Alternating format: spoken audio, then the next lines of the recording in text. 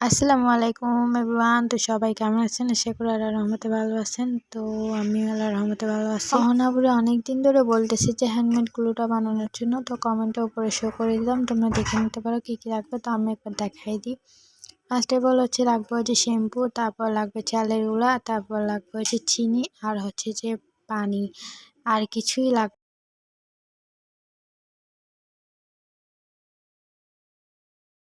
First of all শ্যাম্পুগুলা দিবা, দেওয়ার পর একদম ভালো করে অনেকক্ষণ করে মিক্স করতে হবে। আমি ভিডিওতে যা মিক্স করছি তার থেকে 14 গুণ বেশি মনে হয় মিক্স করছি, যে ক্যামেরার বাইরে মানে অনেক মিক্স করতে হবে, আমার হাত ব্যথা হয়ে গেছে।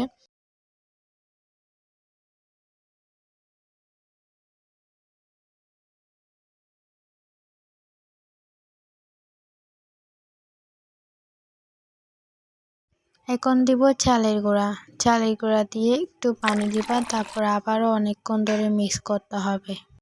আপু তুমি কি শুধু মিক্সি করবা নাকি? হ্যাঁ বেবি, এটা অনেক অনেক অনেক বেশি মিক্স করতে হবে।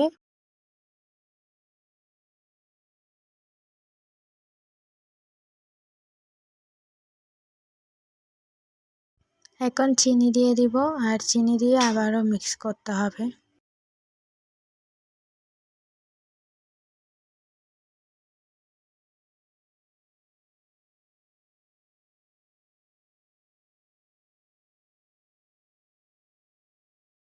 অনেকক্ষণ নাড়ার পর দেখতেছি একটু একটু জমাট বাঁধতেছে। তো আমার অনেক খুশি খুশি লাগতেছে যে এটা হবে। গামের মধ্যে স্টিকে হয় কি না দেখার বিষয়, তাই না? তো আমি একটা পেপার নিচ্ছি, আর পেপারে টাঙাই দিচ্ছি, চামচ দিয়ে ভালো করে পারতেছি না, হাত দিয়ে নিচ্ছি।